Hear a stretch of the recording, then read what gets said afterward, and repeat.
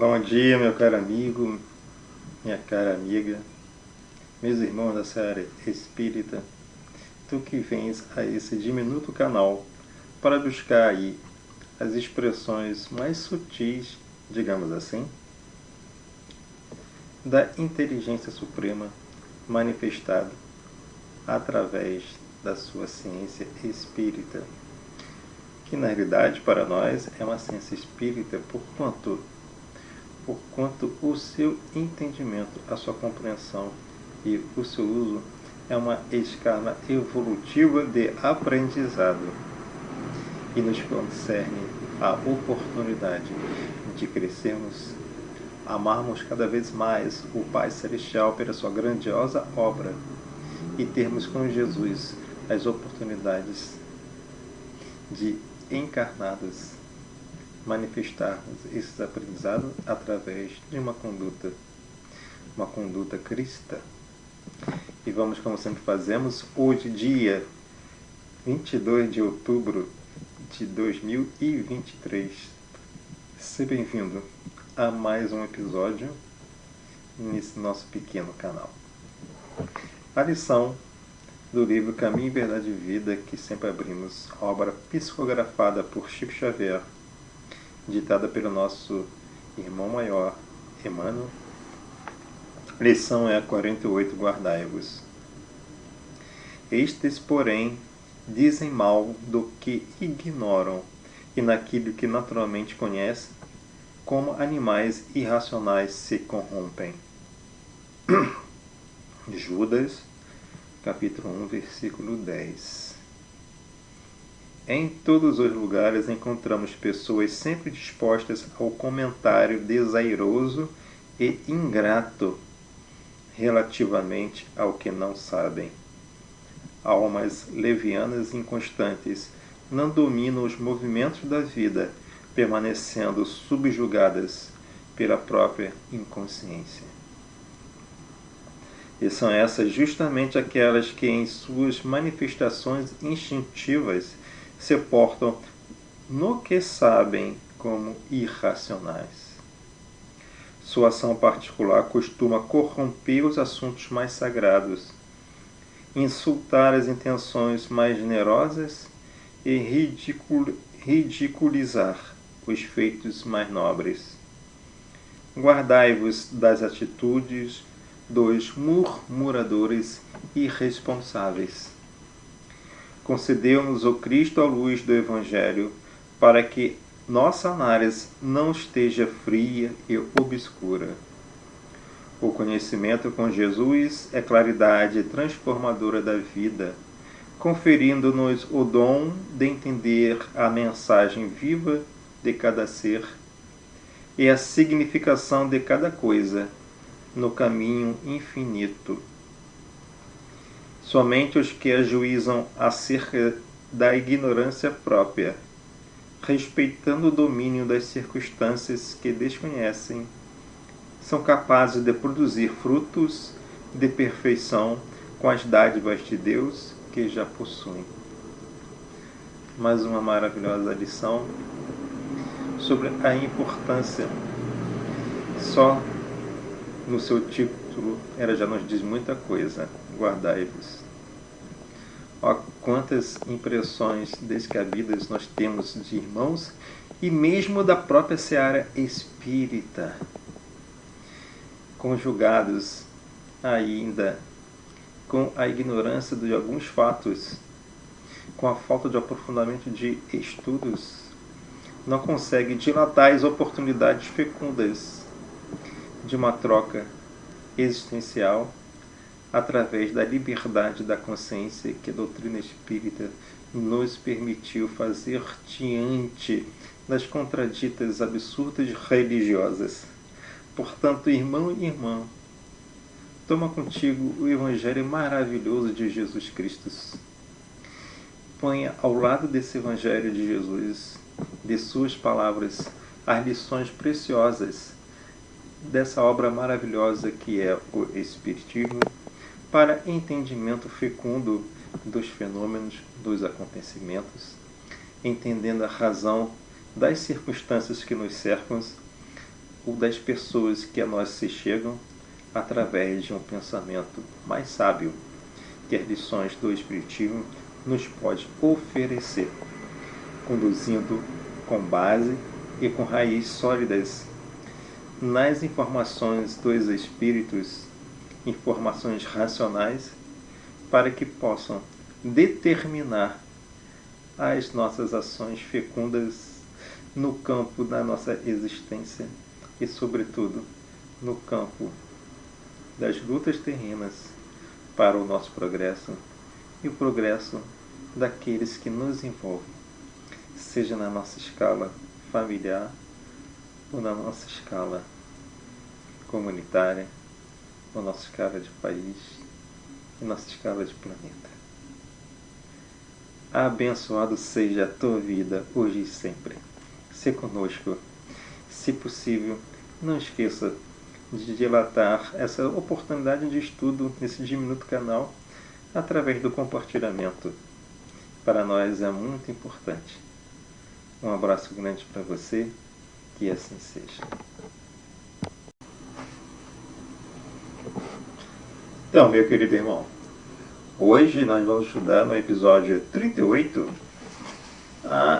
o capítulo 2, que André Luiz traz a sua grande revelação sobre a epífise, que nós podemos falar carinhosamente que é o nosso grande e verdadeiro portal da vida.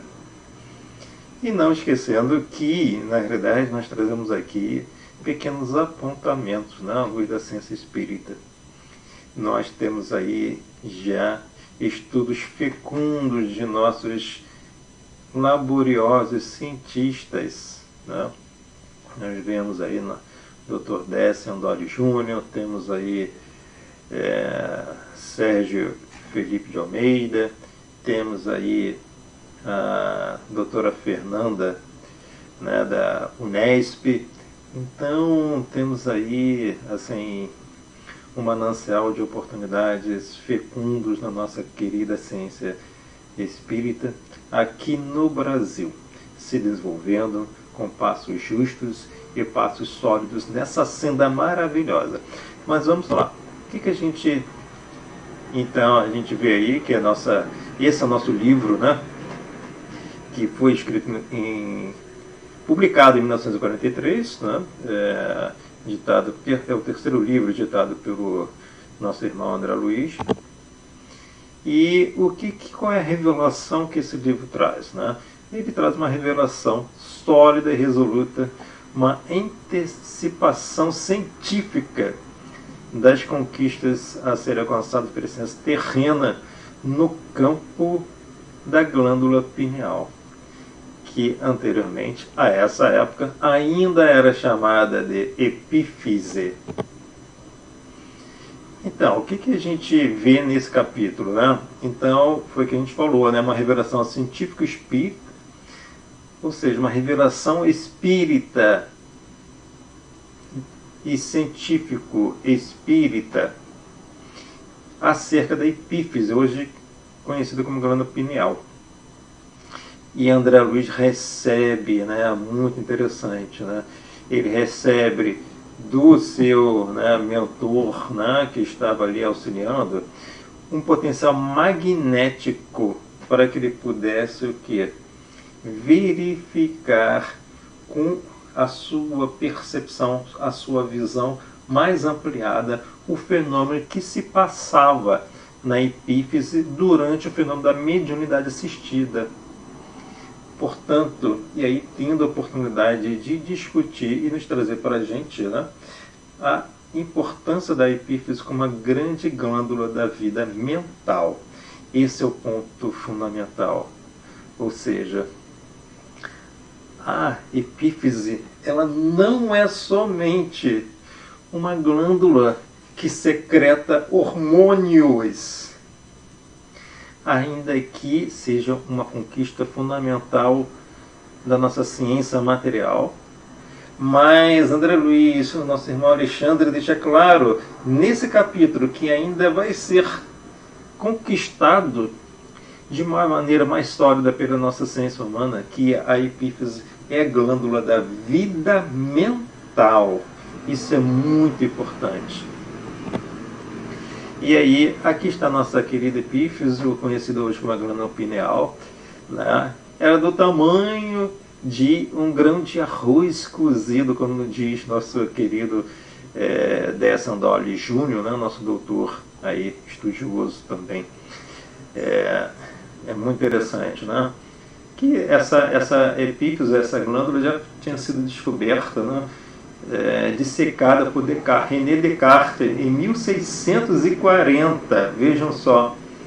E aí ele, como um grande matemático, um grande racional, utilizou essa potência de análise para descrever que, sendo ela única, não encontrando a dissecação dos órgãos, nenhuma função similar, ou seja, nenhuma duplicação, né? Ou seja, ao dividir o cérebro, encontrava somente ela. Então ele disse ali que seria essa glândula, já naquela época, em 1640, a glândula, o órgão sede da alma. Olha só como Descartes falou isso em 1640, não é bacana, gente? E o que André Luiz também nos trazer, né? Primeiro, através da sua identificação com aquele potencial magnético que Alexandre emprestou a ele, ele pôde identificar que a epífise ou a glândula pineal ela se transforma em núcleo radiante nas sessões mediúnicas. Todos nós, portanto, temos ali na nossa epífise um centro radiante de forças sutis nas sessões mediúnicas. Ele diz que é um centro importante do corpo perispiritual, como nós já vimos, né? Existe um corpo perispiritual, preside aos fenômenos nervosos da emotividade, como órgão de elevada expressão no corpo etéreo.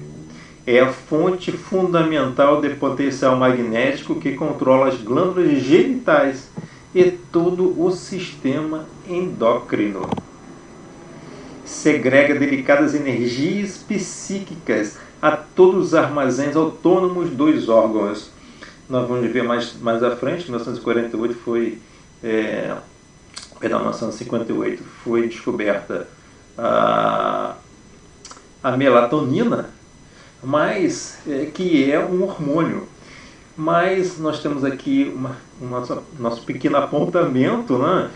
E que a gente entende porque nessas palavras de André Luiz, ou seja, segrega delicadas energias psíquicas.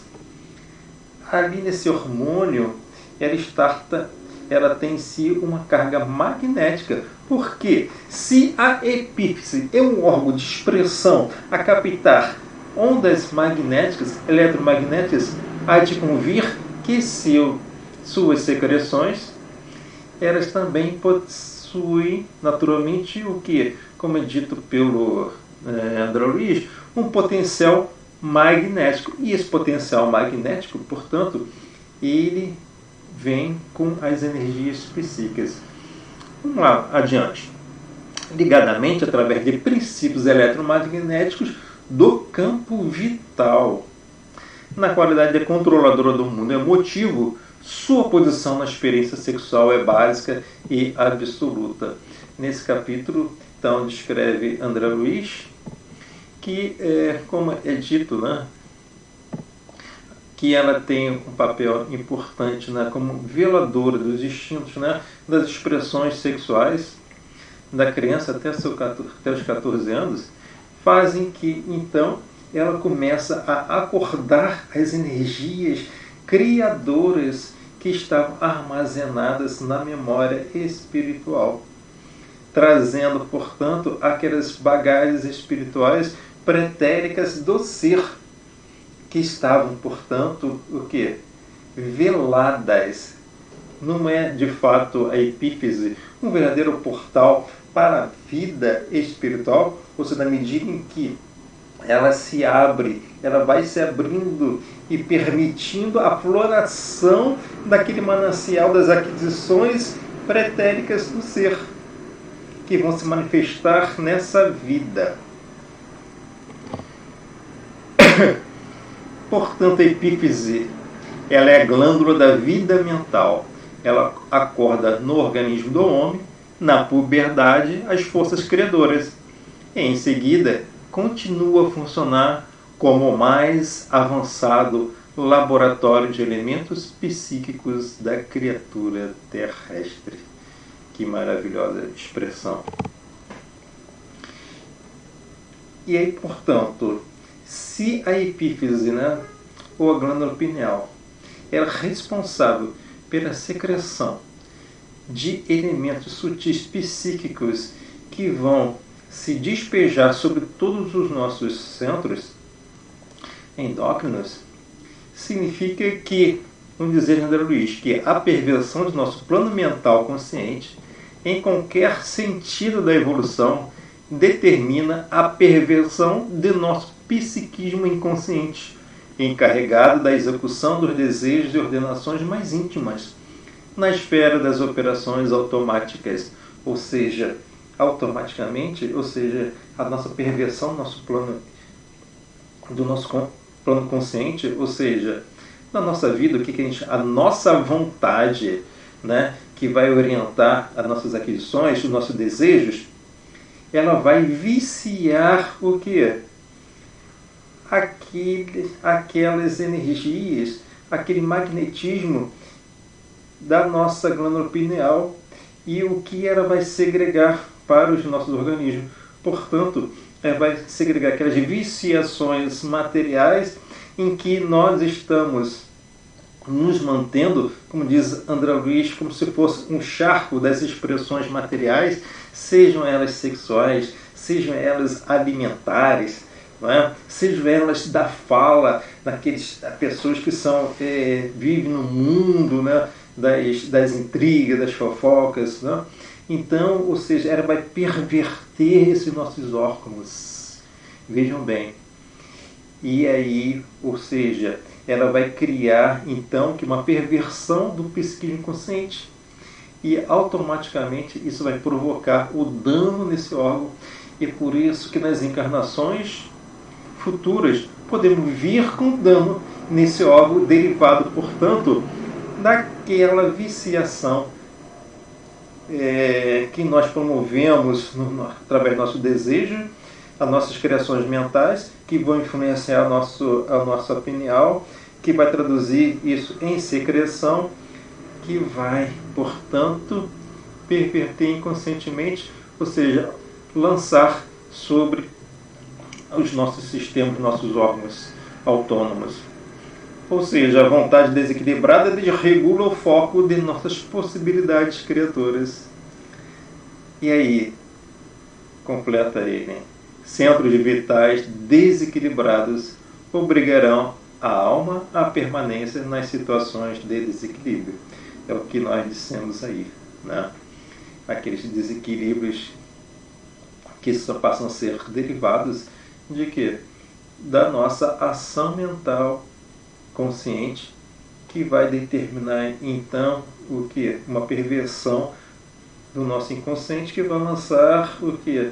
Aquelas ondas mentais através eletromagnéticas, né? Na nossa glândula pineal, que vai secretar essas matérias mentais no nosso organismo, pervertendo o que?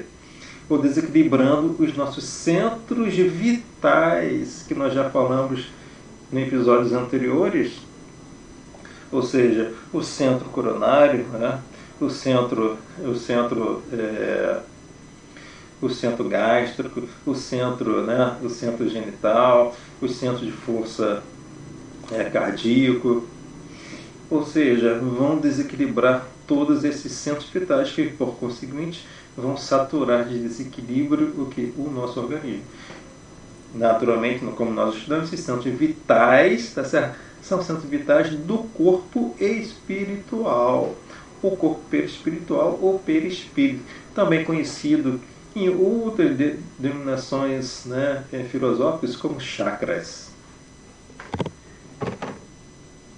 Portanto, a epífise, ela, no nosso entendimento, é um órgão biosensorial magnético corresponsável pelo crescimento mental e enriquecimento dos valores da alma. Aí, na expressão magnífica de Alexandre, trazendo para a gente através de André Luiz. E o que a gente entende, consegue entender? Que a pineal, ela já é bem estudada aí pela nossa ciência, né? E é bem verdade que hoje, né, a pineal, ela possui aí cerca de 23 mil artigos científicos sobre ela. E na época, em 1953, havia praticamente nada além do que já se sabia, que se achava que era a epífise. Mas, portanto, sabendo que ela possui cristais, né? Ou seja, ela possui aí uma capacidade de biomineralização, ou seja, através desses cristais, ela capta o quê? As ondas eletromagnéticas. E o que acontece? Essas ondas eletromagnéticas, elas são captadas, não é isso? Pelo nosso campo perispiritual, ou seja, pela epífise dentro do nosso corpo perispiritual, pela nossa vontade que a gente tem de sintonia com aqueles desejos benéficos ou não, e que vai, portanto, ser captada também pelo nosso órgão sensorial humano, que é a epífise também, no nosso corpo material. Tá certo? E o que acontece? O espírito, então, ele se supraexcita com essas ondas captadas pelo espírito. E ele vai enviar, então, essa força mental-criativa à glândula pineal. Essa força mental-criativa está lá no livro Mecanismo da Mediunidade, no capítulo 9, na página 63. Isso é muito importante, porque ele transforma essas ondas em uma força mental-criativa, sabendo que nossos pensamentos, que nossos seres possuem uma capacidade criativa. E é por isso que vai, portanto, ou seja, se a gente está naquele exercício, né, de viciações, no nosso plano mental, a gente vai o quê? Enviar forças mental-criativas, ou seja, a pineal, de cunho o quê? De cunho negativo. E aí que se converte, a pineal converte então essas ondas mental-criativas, né, eletromagnéticas mental-criativas, em estímulos neuroquímicos. A nossa glândula é o quê? Material, a pineal material. E aí, ou seja, esses estímulos neuroquímicos são o quê? São as chamadas energia psíquica sutil. E aí, essa energia psíquica sutil, ela vai se expandir pela rede nervosa, equilibrando ou desequilibrando nossos centros vitais, como está lá no livro Missionários da Luz. E é, como nós vimos, falamos lá atrás, né, que essa energia psíquica sutil então, foi descoberta, nomeada como melatonina em 1958 por Aaron Lerner. E aí a nossa hipótese é que a melatonina ela recebe, portanto, sendo esse órgão sendo a pineal, esse órgão sensorial que capta ondas eletromagnéticas, e ela o que?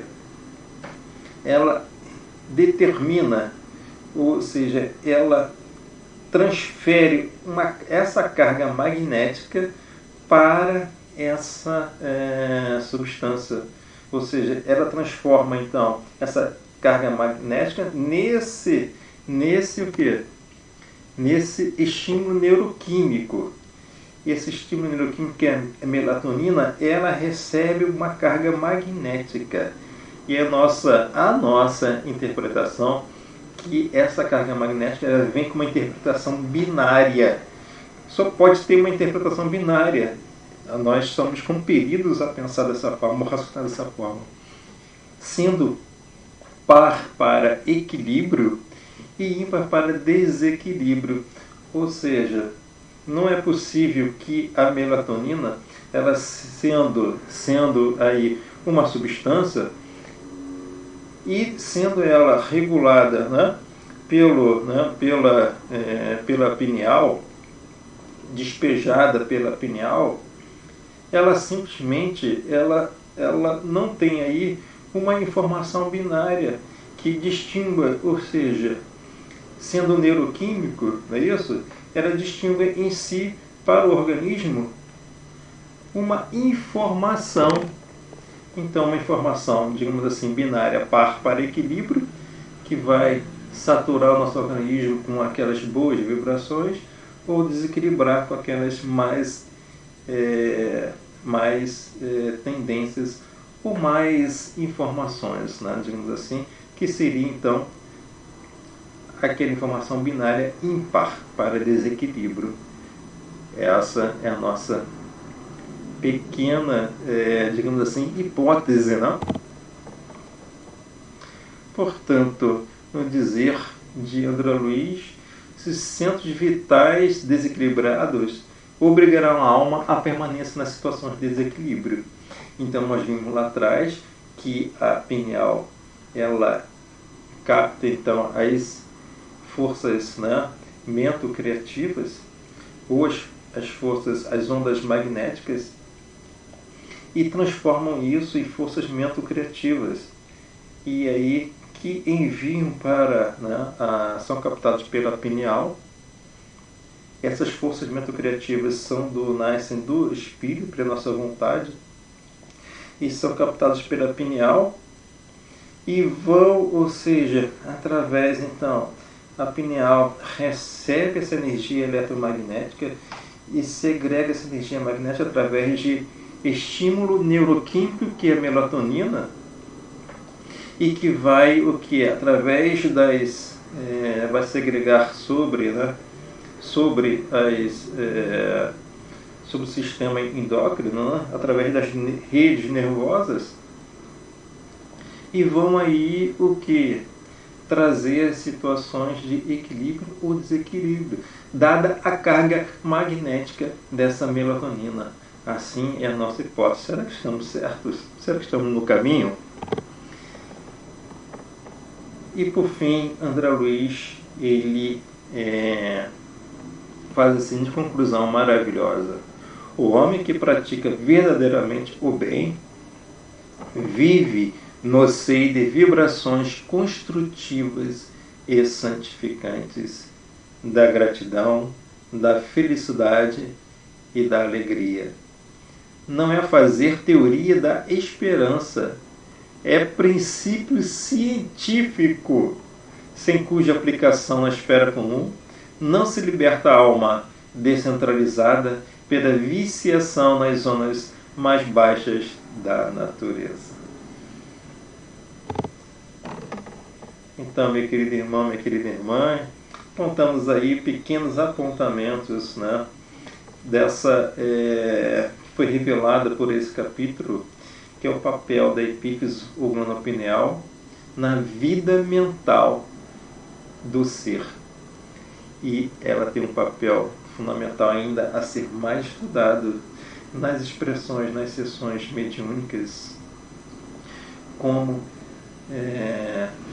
aí canal da captação magnética, como órgão sensorial ou órgão biosensorial magnético de grande captação e de grande funcionamento nas sessões mediúnicas, acordando no ser as possibilidades criadoras, benfazejas, de estimular, de transformar as nossas capacidades, as nossas forças criativas que vão nos abastecer daqueles princípios sutis, estabelecendo aí uma ligação efetiva entre o plano espiritual, o que nós pensamos, as nossas forças mento-criativas e as substâncias que vamos promover no nosso organismo, a manifestar energias específicas